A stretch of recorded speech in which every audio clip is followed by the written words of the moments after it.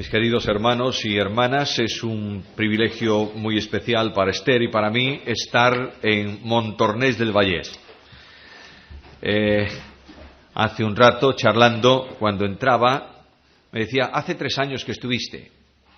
Si queréis que os diga la verdad, no tengo conciencia de haber estado aquí, pero sí es verdad, ahora recuerdo que vine, no estaba Esther, me parece, en aquella ocasión. No estaba. Fue una de las pocas veces que Esther me abandona. Y ya ha venido. Bueno, pues entonces estamos igual de despistados los dos. Menos mal que hay otra persona aquí que también es despistada y por eso estamos bien.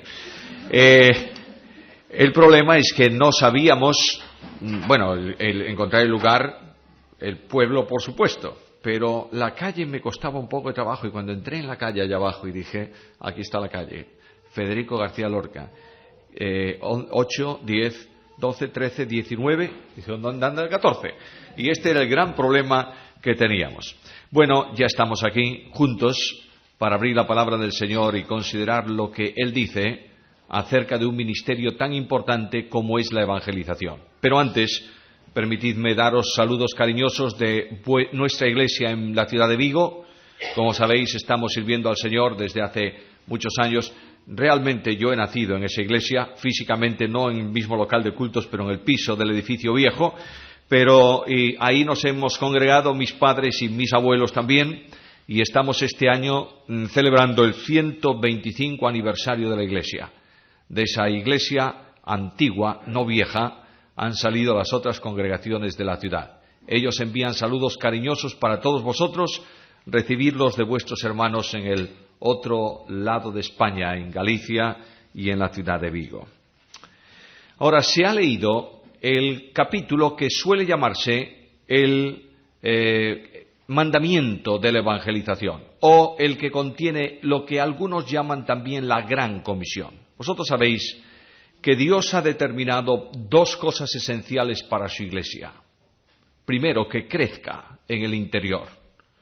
El Nuevo Testamento habla muy insistentemente a los creyentes de crecer en el Espíritu, crecer en la gracia, crecer en la sabiduría, crecer en la comunión.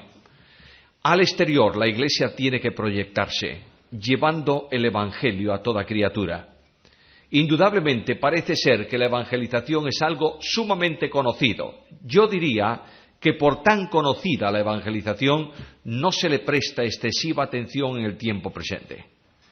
La Iglesia está muy preocupada por su interior, pero no está tan preocupada por el exterior. La Iglesia está llamada a llevar el mensaje de Cristo, no la Iglesia como entidad o como cuerpo, solo, que indudablemente su sola presencia ya debe ser un mensaje del Evangelio para el mundo, pero cada uno de los creyentes recibimos de parte del Señor la gran comisión de alcanzar al mundo perdido con el mensaje del Evangelio. Sería necesario, yo creo que sería muy necesario dedicar no 3 días, sino 1 mes a la cuestión de la evangelización, repasando lo que la Biblia enseña dentro de esta gran doctrina que tiene que ver con la salvación, la proclamación del Evangelio. No tenemos más que para 5 ocasiones juntos sobre este tema, de manera que yo voy a procurar hacer una progresión mínima en cuanto a la evangelización, hablando esta noche algo acerca de la comisión, mañana de el mensaje a proclamar, qué es lo que tenemos que predicar. En segundo lugar, el respaldo que la Iglesia, los creyentes, tenemos que dar a la evangelización. Si el pueblo que predica el Evangelio no respalda con su vida ese mensaje, el mensaje carece de valor. La evangelización es negativa. Esto es enormemente serio cuando se predica una cosa y se vive otra.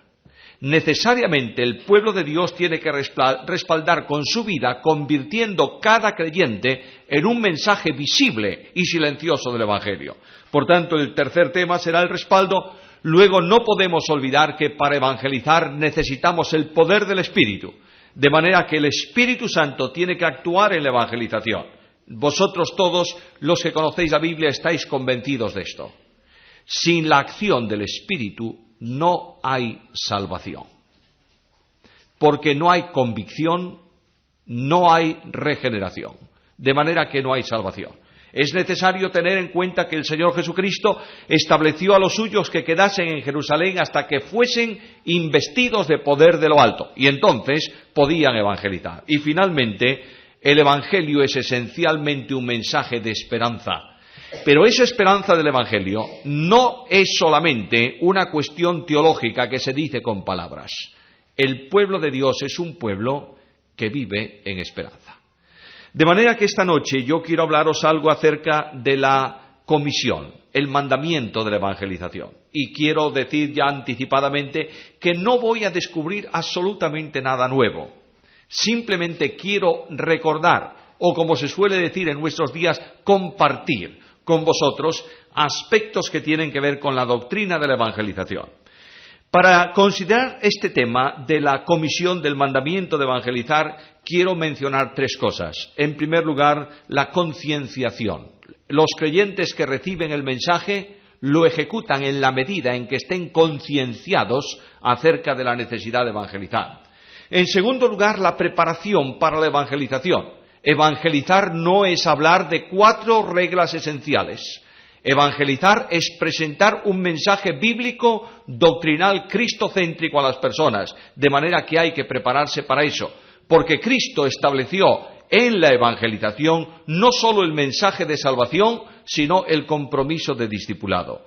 El Señor Jesús dijo, yendo a las naciones, bautizadlos en el nombre del Padre, del Hijo y del Espíritu Santo, enseñándoles que guarden todas las cosas que os he mandado. Y finalmente, la proclamación. Esto servirá simplemente como punto final muy breve para relacionarlo con el tema de mañana por la mañana, Dios mediante, el mensaje a predicar. Primeramente, la concienciación. La evangelización no es una opción, es un mandamiento. Es decir, la Iglesia y los creyentes no evangelizamos porque alguien nos dice, es bueno evangelizar. Vamos a evangelizar para ver si de alguna manera llenamos nuestros locales de gente. No. La evangelización está establecida a modo de mandamiento por aquel que es el dueño y Señor de la Iglesia, Jesucristo. Vosotros sabéis muy bien, queridos hermanos y hermanas, que en la Iglesia de Cristo hay 3 autoridades. En primer lugar, Jesucristo, la cabeza. En segundo lugar, el Espíritu Santo, el vicario de Cristo en la tierra. En tercer lugar, la palabra, única norma de fe y conducta. Jesucristo, el Señor, establece el mandamiento. Id por todo el mundo y predicad el Evangelio. Notad, queridos, que el verbo en todas las invitaciones, digamos, en todo lo que Cristo establece, los verbos nunca están de otro modo más que en imperativo. Simplemente en castellano, vamos a hablar de castellano, yo no voy a hablaros nada del griego hoy, ni mucho menos. El castellano, el imperativo, establece un mandamiento. Y Cristo no dice, si os parece bien, id. O dice, si creéis conveniente, id. O dice, debéis ir. Cristo dice, id por todo el mundo y predicad el Evangelio. El mandamiento es muy concreto. Está dirigido no a algunos, está dirigido a todos.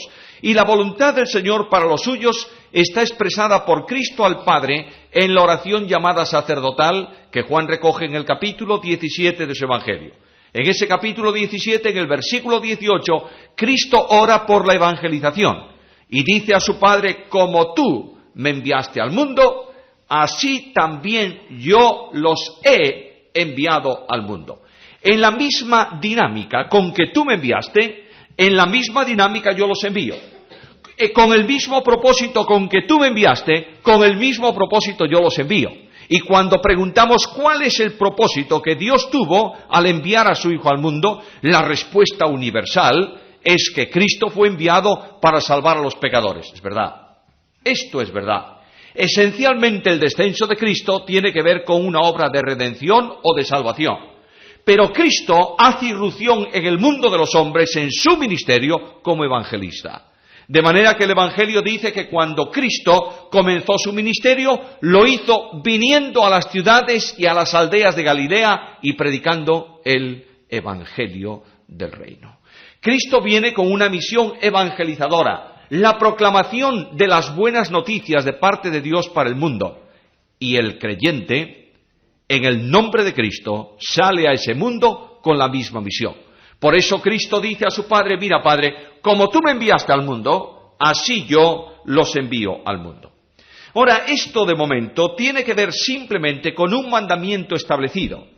Pero la vida cristiana, y esto es necesario que lo tengamos muy en cuenta, hay algunas cosas, permitidme algún paréntesis esta noche, hay algunas cosas que tenemos que retomar y reflexionar profundamente porque son verdades esenciales que hemos abandonado. La vida cristiana no se lleva a cabo por imposición o por mandamiento. La vida cristiana se lleva a cabo por comunión. Yo no obedezco simplemente porque Cristo, lo digo con mucho respeto, me manda evangelizar. Yo evangelizo porque en comunión con Cristo, si Él fue el gran evangelista, no me queda otra opción que aquel que vive a Cristo tiene que evangelizar. Quiero llamar muy enfáticamente vuestra atención sobre esto. No es religión la vida cristiana, es comunión con Cristo. No es un sistema establecido que se hace viejo con el tiempo y a veces queda absolutamente trasnochado.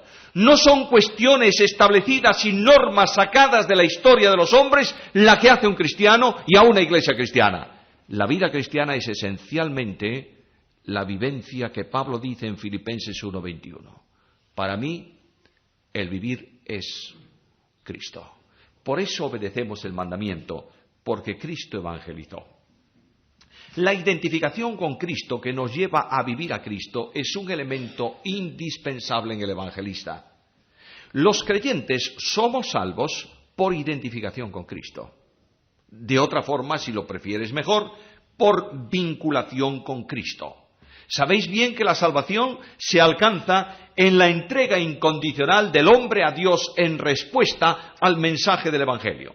El apóstol Pablo dice que si confesases con tu boca que Jesús es el Señor y creyeses ¿con qué? Con tu corazón, que Él le levantó de los muertos, serás salvo.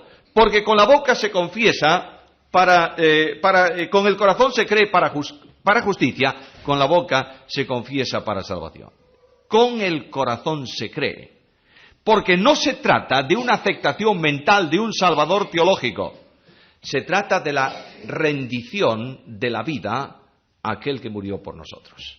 Todo aquel que no cree con el corazón, sabéis que en el Nuevo Testamento y en la Biblia en general, habla del centro de los afectos y de la voluntad del hombre, donde en ese corazón radica, reside, gobierna, controla y manda en el hombre no regenerado el yo, que se opone a Dios. Esa parte del yo se rinde al gran tú de Dios que es Cristo. Y en ese mismo momento, el Espíritu Santo te vincula con el Salvador, para que la vida del Salvador, la vida de Dios por el mediador único entre Dios y los hombres, que es Cristo, venga a ser la experiencia natural de la vida cristiana. El Espíritu Santo produce una regeneración espiritual. La regeneración espiritual que el Espíritu Santo produce en todo aquel que cree en Cristo tiene una doble dimensión. Por un lado, en esa regeneración, el creyente es puesto en Cristo. Tenemos aquel versículo hermoso de Juan capítulo 10, en donde el Señor dice, mis ovejas, aquellas a quienes conozco y me siguen, les doy vida eterna, no perecerán jamás, ni nadie las arrebatará de mi mano. La posición nuestra es en Cristo. Pero al mismo tiempo, el Espíritu Santo hace trascendente a Cristo en la experiencia del cristiano. De otra manera, sitúa a Cristo en la vida íntima del creyente. Por eso Pablo dice que todo aquel que no tiene el Espíritu de Cristo, no es de Él. El Espíritu Santo reproduce las perfecciones de Jesús en la experiencia del creyente. Y ese Jesús de Nazaret, que era esencialmente y vino esencialmente con un mensaje evangelizador, hace que el creyente, viviendo a Cristo, sienta el mismo impulso que el Señor sintió frente a la evangelización. Ahora, la salvación produce un cambio profundo en el creyente. ¿Sabéis por qué? Porque lo dota de una nueva naturaleza. La vieja naturaleza no tiene arreglo.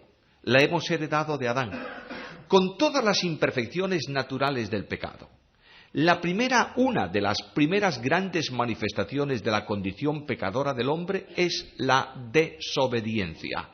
Cuando el apóstol Pablo escribe la carta a los Efesios, dice que nosotros, a consecuencia de obedecer los intereses del príncipe del mundo, de seguir la corriente del mundo, etcétera, etcétera, etcétera, nosotros éramos desobedientes e hijos de ira, lo mismo que los demás. ¿Recordáis el versículo? Estoy simplemente recordando asuntos esenciales de la doctrina de la salvación. Desobedientes por condición. ¿Qué significa? Que aunque quisieras obedecer, no podías. Podrías obedecer puntualmente por algún tiempo alguna cosa, pero lo que nunca podrías hacer es rendir tu vida a Dios por voluntad propia, porque eso es contrario a tu naturaleza. El pecado imbuye en el hombre el estado de rebelión contra Dios. Somos rebeldes por naturaleza, y dice Pablo, por tanto, hijos de ira como todos, lo mismo que los demás.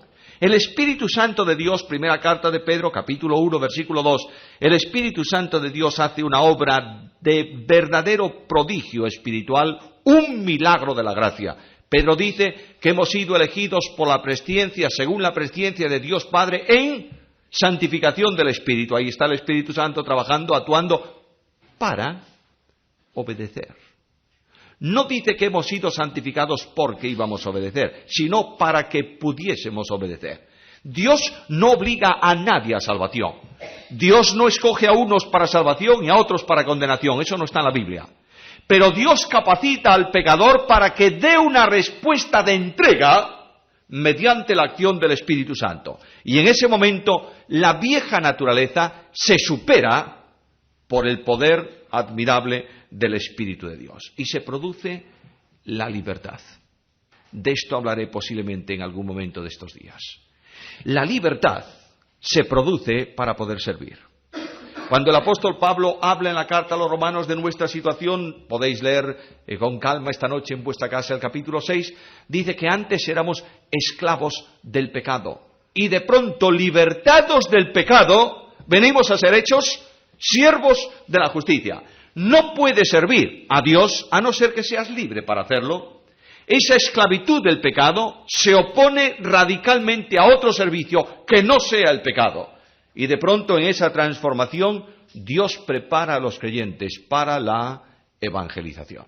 En primer lugar, los dota de los tres grandes elementos que se manifiestan en Cristo como evangelista. En primer lugar, nos dota del amor de Dios.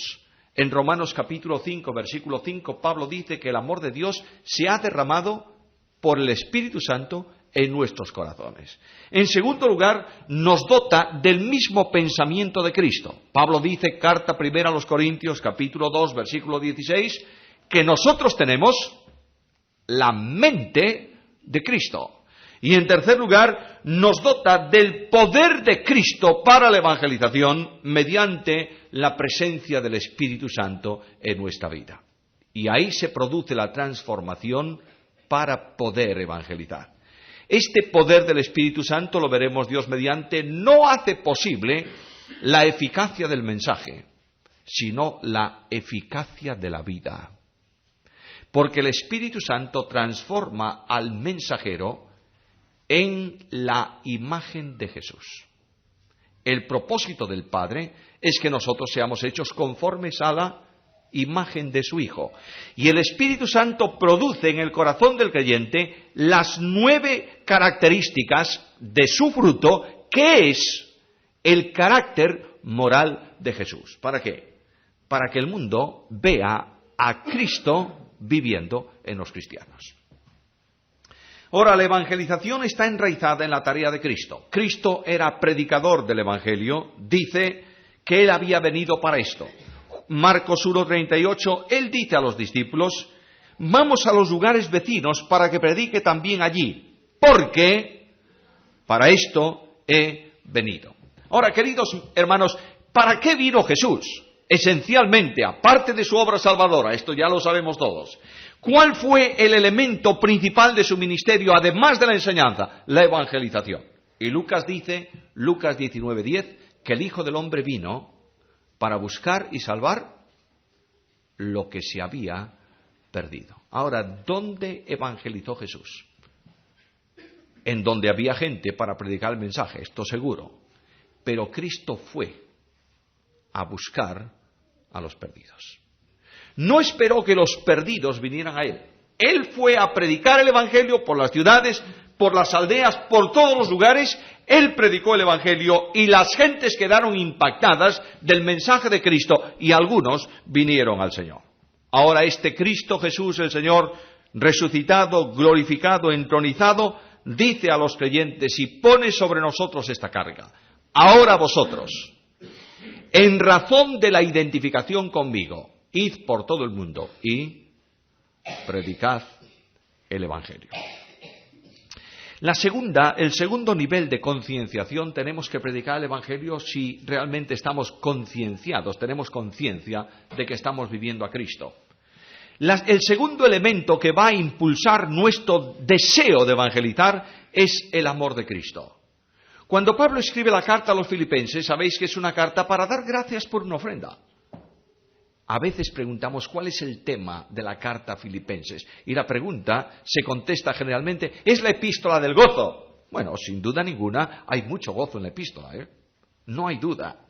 Pero específicamente Pablo escribió esa carta para decirle a la iglesia en Filipos, gracias por la ofrenda que me mandasteis.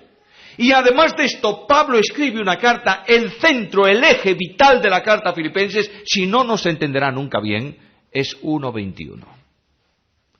Para mí, el vivir es Cristo. Como consecuencia, todo cuanto tiene que ver con vida cristiana, con santificación, con compromiso, con entrega, con eliminar diferencias dentro de la iglesia, etcétera, etcétera, es el resultado de vivir a Cristo. De ahí que cuando Pablo tiene que reprender a dos hermanas que no se llevan muy bien en la congregación, Evodia y Síntique, no le dice a Evodia, oye, cede un poco en favor de Síntique, y a Síntique cede en favor de Evodia. Él sabía que no había solución ahí. Le dice que las dos tengan el mismo sentir en el Señor. Ahí concluyen los problemas. El éxito de la vida cristiana está en vivir a Cristo. Y la concienciación de la evangelización es el amor de Cristo. Mirad lo que dice el Evangelio. Salió Jesús y vio una gran multitud y tuvo compasión de ellos, porque eran como ovejas que no tenían pastor. Marcos 6:34. Cristo se enfrenta con las multitudes y el corazón de Cristo late con cariño pastoral hacia ellas. Dice, pobres ovejas mías, viven solas y sin pastor. Por tanto, si son ovejas que no tienen pastor, son necesariamente objeto de la misericordia del pastor. Ahora, hermanos míos, ¿qué eran las multitudes para los discípulos de Jesús? Cuando Cristo ve la multitud y dice a los discípulos, dadles de comer, ¿cuál es la reacción de ellos? Inmediatamente dicen a Cristo, despídelos para que se vayan. El gran problema de las multitudes era que eran un problema para los discípulos, eran objeto de amor para el Maestro. Ocurre muchas veces esto en la iglesia. La iglesia mira a las multitudes allá afuera y dice, bueno, ya vendrán si quieren. Vamos a arreglar nuestra casa en el interior, a disfrutar de nuestro banquete espiritual en torno a la presencia del pastor. El pastor nos dice esta noche, esas multitudes ahí afuera son ovejas que no tienen pastor. Ahora, ¿cómo voy a salir yo a ese mundo rebelde, ingrato, que no acepta con facilidad el mensaje? ¿Cómo voy a recibir con valentía los desprecios de las gentes? Por la identificación con Cristo. De ahí que Pablo diga, haya pues en vosotros este sentir que hubo también en Cristo Jesús. Cuando el amor de Cristo llena hasta saturar el alma cristiana, ese amor de Cristo te impulsa al servicio, que incluye la evangelización. Mis hermanos amados, lo que mueve una iglesia no es la reprensión, ni la exhortación enfática, ni la alta teología, ni la doctrina. Lo que mueve a una iglesia y a un creyente en el área del compromiso es el amor de Cristo. Y esto lo dice Pablo. El amor de Cristo nos constriñe, pensando esto. que si uno murió por todos, luego todos murieron, y por todos murió, para que los que viven no vivan para sí, sino para aquel que murió y resucitó por ellos. La Iglesia de Cristo tiene que volver a colocar en el púlpito de la Iglesia la grandeza del amor de Cristo. Y solamente cuando el cristiano auténticamente se enfrenta con el amor de Cristo y pregunta ¿por qué muere, Señor? Y recibe como respuesta el Señor me amó a mí y se entregó a sí mismo por mí. Es una persona que dice ¿y qué podré yo darte a ti a cambio de tan grande don? Necesitamos retomar el mensaje admirable de la gracia. Yo quiero desafiaros, queridos hermanos. ¿Queréis una renovación de iglesia? Poned la gracia en el púlpito de la congregación. En tercer lugar, necesitamos tener conciencia del tiempo de hoy. ¿Cuál es el tiempo de hoy? Pablo lo dice, es el día de la gracia. No la dispensación de la gracia, el día de la gracia. Esto es muy distinto. A veces decimos que es la dispensación de la gracia. Bueno, todos los que estudiáis la Biblia profundamente, aquí se dice que decía antes nuestro hermano que se menciona mucho en la iglesia el Apocalipsis. Luego habéis estudiado profecía. Os encanta la profecía y os encantan las dispensaciones. Muy bien. Sabéis todos muy bien que la dispensación es un periodo de tiempo en el cual Dios trata de una forma especial con el mundo o con su pueblo que antes no trató. De manera que tenemos una dispensación de la ley, porque antes no hubo ley. Tenemos una dispensación de la conciencia o del gobierno humano, etcétera, etcétera, etcétera. Muy bien. ¿Y esta dispensación cuál es? Es la dispensación de la gracia. ¿Y cuándo Dios no trató con gracia al hombre? ¿Cuándo es novedad la gracia? ¿Es alguna novedad la gracia en esta dispensación? ¿O se salvó alguna vez alguna persona que no fuese por gracia mediante la fe? ¿Cómo se salvó el primer hombre de la historia de la humanidad? Por gracia. ¿Y cómo se salvará el último? Por gracia. Luego la gracia no es un distintivo de este tiempo. Lo que es distintivo de este tiempo es la iglesia. Eso sí, nunca hubo iglesia antes de Pentecostés, nunca la habrá después del arrebatamiento.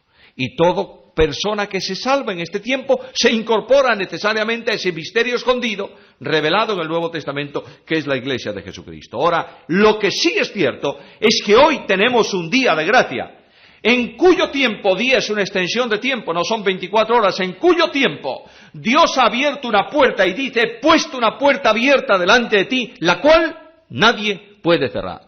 Pablo dice, este es el día de la gracia. Y en este día de la gracia, el mensaje nuestro debiera hacernos temblar de emoción. Tenemos un mensaje único para el mundo que se pierde. Y este mensaje descansa específicamente en la gracia salvadora de Dios. Un mensaje de parte de Dios para los perdidos. Un mensaje que trae restauración, que trae renovación, que trae cambio, que trae transformación, pero que trae esencialmente vida eterna, perdón de pecados y esperanza de gloria. Tenemos algo que el mundo no tiene y hemos de sentir el llamado de Dios en este sentido. Día significa también un espacio limitado de tiempo. ¿Cuánto tiempo tendremos por delante nosotros como iglesia para predicar el Evangelio? Yo no lo sé. ¿Pensáis que Cristo puede venir esta noche? Naturalmente que sí. Yo siempre digo en reuniones especiales, espero que no haya culto mañana a la mañana. Claro, porque venga aquí 2 o 3 personas y se encuentren con la puerta cerrada porque el resto de la iglesia esté en la presencia del Señor. Esta es nuestra esperanza. Pero ¿cuánto tiempo vamos a tener la posibilidad de llevar el mensaje? No lo sabemos, pero sabemos que hoy es el día de la gracia. Hermanos, cuando el amor de Cristo inunda el alma cristiana, no predicamos por mandamiento, predicamos el Evangelio por comunión con Cristo. Siempre recuerdo una experiencia con un hombre de Dios tremendo que hubo en España. Yo no sé si alguno de los presentes lo conoció. Yo tuve la bendición de estar algún año en las clases de verano con él. Se llamaba Mariano San León. Y este hombre, que ha escrito muchos himnos que están en el himnario, como se decía antes, clásico, tiene fantásticos himnos ese himnario. Este hombre estaba una vez dando una clase de verano, clase bíblica, a un grupo de jóvenes. Yo estaba entre ellos. Ya pasaron muchos años, ¿eh? Y don Mariano se puso a hablar de evangelización y de gracia que salva. Y dijo: yo siento una profunda emoción frente a los perdidos sin Dios y frente a los creyentes que estaban antes con nosotros y están en el mundo hoy. Parece que lo veo. Se quedó callado, bajó la cabeza y una lágrima corrió por su mejilla. Se fue pronto aquel día, no charló casi con los estudiantes. Y al otro día por la mañana don Mariano bajó a la clase con una cuartilla, y en esa cuartilla había escrito uno de los signos que están en nuestro inario, y que dice: cuántas ovejas vagan lejos del buen pastor, por montes tenebrosos, gimiendo de dolor, por bosques solitarios, con fieras alrededor, perdidas, sin consuelo, ovejas del Señor. Y de pronto el coro de ese himno dice: venid, vamos a buscarlas de las sendas de maldad. ¡Qué gozo poder al anochecer las ovejas ya contar! Hermanos, este es el motor de la evangelización. El único motor que va a llevar la Iglesia a predicar el Evangelio, los creyentes a llevar el mensaje, es la concienciación de lo que Cristo hizo y de nuestra tremenda necesidad. De ahí que para mí la renovación de la Iglesia parte por entender con claridad y aplicar en la vida el versículo de Filipenses 1:21. Para mí el vivir es Cristo. En segundo lugar, la preparación. Cristo dijo: id por todo el mundo, ¿y qué? Predicad el Evangelio. Muy bien. Veremos mañana el mensaje que hay que predicar. Pero para poder evangelizar necesitamos conocer la Escritura. ¿Cómo es eso? ¿Es que no llega con decir antes era ciego y ahora veo? Sí, claro que sí. Es más, la evangelización inicial no necesitaría posiblemente muchas veces ninguna palabra. El apóstol Pedro describe en su carta primera, en el capítulo 3, a una mujer a quien su marido incrédulo le dice ni una sola palabra de Cristo aquí.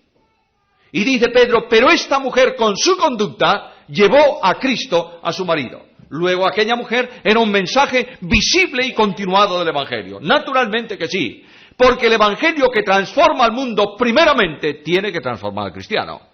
Si nosotros predicamos un evangelio de transformación que no nos ha cambiado, no tenemos mensaje que predicar. Ahora, el conocimiento de la Biblia es necesario porque decía antes al principio que cuando Cristo estableció el mandamiento de la evangelización, Mateo lo recoge complementando al de Marcos y dice: id, bautizad a los que creen en el nombre del Padre, del Hijo y del Espíritu Santo, enseñándoles que guarden todas las cosas. Pero id para hacer ¿qué cosa? Id a todas las naciones y haced discípulos. ¿Qué es un discípulo? Es el seguidor del Maestro. Luego nosotros tenemos que entender claramente que hay que tener un conocimiento mínimo, por lo menos, de las doctrinas bíblicas para discipular. La solidez de fe descansa en la eficacia de la palabra. El creyente madura en la medida en que asimila la Escritura y el Espíritu la hace vida en su vida personal. Por tanto, es muy interesante notar que cuando el apóstol Pablo, primeramente Bernabé, llega a Antioquía, vosotros conocéis bien esa historia, Hechos 11, ahí nace una iglesia. Extraña iglesia, ¿eh? Extraña. ¿Quién la funda? Nadie sabe. Simplemente dice que eran unos que habían salido de Jerusalén perseguidos y se atrevieron, ¿qué cosa?, a predicar el Evangelio también a los gentiles, hasta entonces solo los judíos. Pero vamos a hablar del Evangelio, porque Cristo, ¿qué dijo? Predicad el Evangelio, ¿a quién? A toda criatura. Vamos a hablar. Y el poder del Espíritu hizo que aquel testimonio sencillísimo de algunas personas alcanzase a otros para Cristo. Y allí se funda una iglesia, se constituye una iglesia. Claro, Jerusalén se entera. Oye, ¿sabes? Me han dicho, han llegado noticias que en Antioquía Ha nacido una iglesia. ¿Y quiénes la formaron? Pues fulano y fulano, ¿os acordáis de ellos? Sí, hombre, los perseguidos. ¿Y qué? Bueno, vamos a mandar a una persona para allá. Claro, la capacidad espiritual de los líderes de la iglesia de Jerusalén, donde había varios apóstoles, era notable. ¿A quién vamos a mandar para una iglesia que nace en el mundo gentil? ¿A un rígido? No, a un bondadoso. El alma bondadosísima de Bernabé, ¿cómo le habían puesto? La iglesia le había puesto un sobrenombre, hijo de consolación. ¿Por qué? Porque Bernabé era consuelo y gracia por todos los poros. Y Bernabé llega a aquella iglesia y descubre lo que es la iglesia, la manifestación de la gracia. Claro, sí, naturalmente que sí. Esta no es mi iglesia, ni es la sucursal de la iglesia de Jerusalén. Yo no he venido aquí para que la iglesia de Antioquía siga las mismas pautas que la iglesia de Jerusalén. Yo no he venido aquí a Antioquía para que la iglesia sea la copia, la fotocopia de lo que ocurre en Jerusalén. No, yo he venido aquí para animar a estos que han nacido de nuevo a que vivan a Cristo, nada más. Esta es la gran base de la iglesia. No es la copia del sistema, es la identificación con Cristo. Y cuando Bernabé llega allí y descubre que aquella iglesia es demasiado grande para él solo, ¿qué hace? Dice, lo que esta iglesia necesita fundamentalmente es solidez en la doctrina. ¿Quién es el maestro? Pablo. ¿Y dónde está Pablo? En Tarso. Vaya tarea para Bernabé. Dice la Escritura que Bernabé fue a Tarso y trajo a Pablo. ¿Sabéis lo que significa? Si podéis leer el texto griego será bueno. Dice que Pablo buscó a Bernabé por Tarso hasta que a Pablo hasta que lo encontró. Bernabé buscó a Pablo. Hasta que lo encontró. No le fue fácil. Fue mucho más sencillo para Pedro encontrar, o para, mejor dicho, para, ¿cómo se llamaba el de? Cornelio, gracias. Fue mucho más sencillo para Cornelio encontrar a Pedro, porque el ángel le dio la dirección. Simón Pedro, casa de Simón Curtidor, paseo del mar, Jope. No podía perderse. Pero en cambio, a Bernabé no sabía dónde estaba Pablo. Y Bernabé busca a Pablo y lo trae a Antioquía. Y se congregó con él durante un año. ¿Y qué hicieron? Enseñaron a muchos.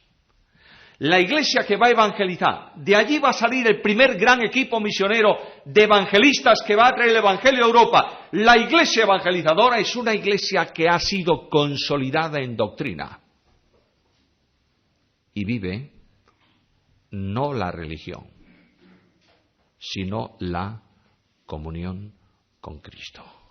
Por tanto, es necesaria la formación doctrinal, porque lo único que tienes que predicar tú y yo no es un evangelio, sino el evangelio. No hay otro. Tenemos que conocerlo para poder predicar. La segunda preparación para la evangelización descansa necesariamente en la oración. El evangelista tiene que dar tiempo a la oración. ¿Por qué? Pues no solo por necesidad, sino por comunión con Cristo. ¿Cómo por comunión con Cristo? Sí. Cuando yo abro la Escritura y comienzo a ver al evangelista, descubro que Marcos me dice que el Señor se levantaba siendo aún de noche, muy temprano, siendo aún de noche, se iba a un lugar aparte y allí oraba. Cristo dedicó tiempo y tiempo y tiempo y tiempo a la oración. Si no regamos la evangelización con oración, no habrá nunca éxito en la evangelización. Porque tenemos que tener muy claro que la evangelización, inmediatamente que se va a producir la proclamación del Evangelio, el creyente que proclama, que predica el Evangelio, se ve envuelto en un conflicto contra huestes de maldad en regiones aéreas. Satanás se va a enfrentar inmediatamente a la evangelización. Si Satanás no está enfrentándose a la evangelización de la Iglesia en España hoy, es porque la Iglesia en España no está evangelizando como debe. La evangelización en el principio de la era apostólica y en la Iglesia a lo largo de la historia siempre recibió la confrontación del Evangelio. Porque Pablo dice que si nuestro Evangelio está encubierto, entre los que se pierden está encubierto, entre los cuales el Dios de este siglo. Satanás cegó el entendimiento de los incrédulos, ¿para qué? Para que no le resplandezca la luz del Evangelio de la gloria de Cristo, el cual es la imagen de Dios. Ahí hay un conflicto. No solamente el hombre que recibe el Evangelio está ciego por naturaleza, Satanás procura que la luz del Evangelio no entre a esa persona. Por tanto, necesitamos orar. Y ahí tienes la iglesia primitiva. ¿Por qué es impactante la evangelización de la iglesia primitiva? Porque aquella iglesia decía: soberano Señor, permite que prediquemos la palabra con denuedo mientras tú haces señales y prodigios. El poder es tuyo, pero deja que nosotros tengamos el denuedo, la fortaleza para predicar el Evangelio. La iglesia tiene que prepararse en limpieza espiritual. La evangelización es un testimonio acerca de Cristo, no solo un mensaje teológico. Cuando leo Hechos 1:8, Lucas recoge la gran comisión de otra manera y dice que el Señor les dijo a aquellos hombres: vosotros me seréis testigos en Jerusalén, en toda Judea, en Samaria, hasta lo último de la tierra. No dice vosotros seréis testigos del Evangelio, dice seréis mis propios testigos. No solamente hablando de mí, sino viviéndome a mí. No solamente diciendo que Cristo tiene poder transformador, sino viendo el mundo, el poder transformador en vosotros. Lo que impacta la evangelización es la limpieza espiritual de los creyentes que predican el Evangelio en un mundo corrupto como el nuestro. Creo que todos vosotros, como todos nosotros en general, estamos impactados de lo que está ocurriendo en Argentina, ¿verdad? ¿Viste las noticias? ¿Cuál es el problema de Argentina? Esencialmente, corrupción.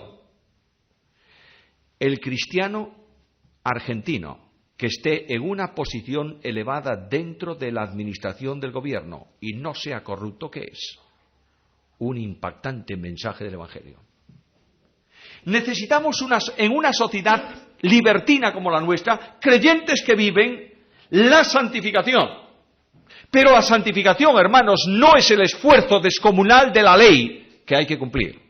La santificación es simplemente vivir a Cristo en el poder del Espíritu. El mensaje de limpieza espiritual no es la hipocresía de una apariencia de piedad que niega la eficacia de ella. De esto hay sobrado en nuestras iglesias. No olvidéis que el primer nivel de evangelización es la familia, ¿o no? Claro, es lo más próximo a nosotros.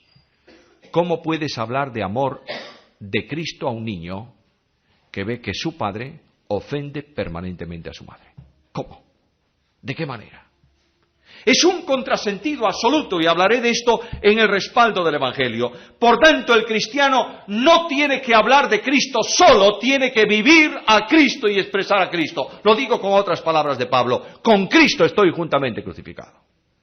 Y por esta razón, ya no vivo yo, vive Cristo en mí. Y lo que ahora vivo en la carne, lo vivo en la fe del Hijo de Dios, el cual me amó y se entregó a sí mismo por mí. Conozco personas que han sido salvas por la vida de otras personas. Voy a concluir dejando el mensaje que tenemos que predicar para mañana, pero voy a contaros una ilustración, una anécdota que puede resumir todo esto de la evangelización. En un domingo por la mañana, en una gran iglesia, cuando venían todas las personas para la reunión, era una iglesia de campo, llegó uno de los hombres que solían venir a las reuniones de vez en cuando. El pastor de la iglesia estaba en la puerta saludando a los que venían, y este hombre le dio un apretón fuerte de manos y le dijo: ¿sabe usted? Esta semana he recibido a Cristo como Salvador. Y el pastor le dijo: ¡qué bendición! Dijo: dime, ¿qué fue lo que te llamó entonces la atención del sermón del domingo pasado? Y el hombre le miró.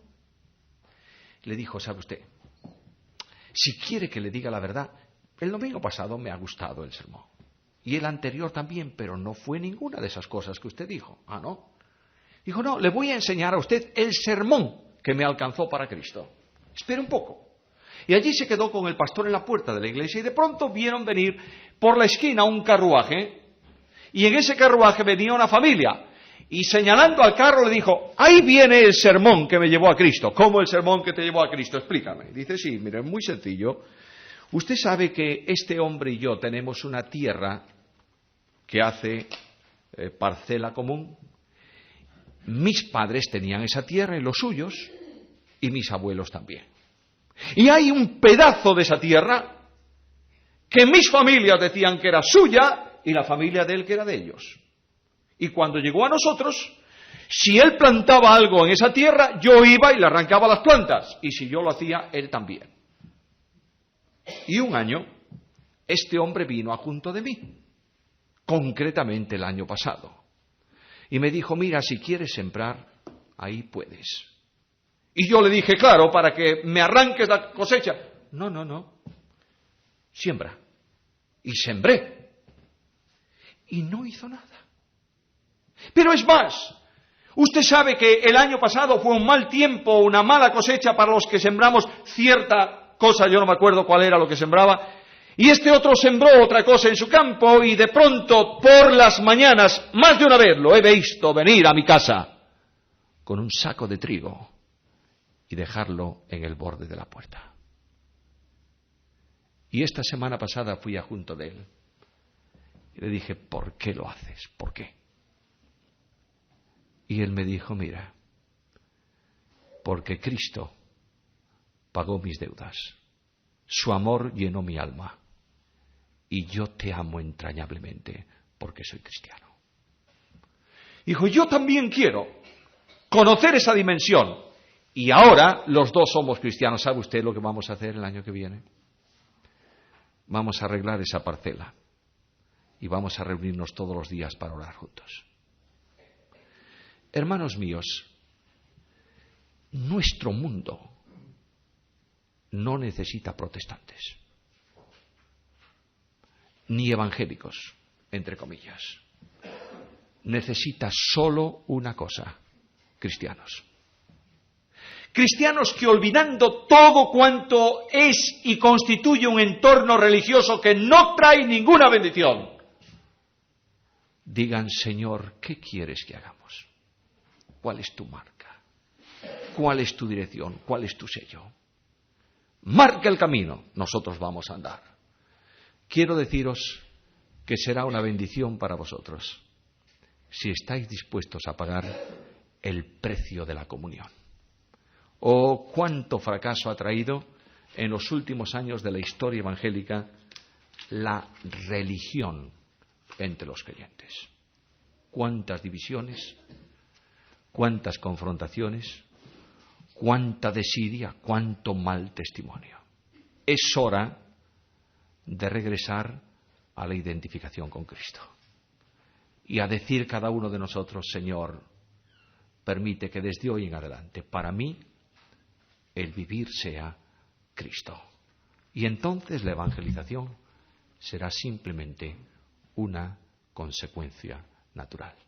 Que el Dios de gracia añada su bendición sobre cada uno de vosotros.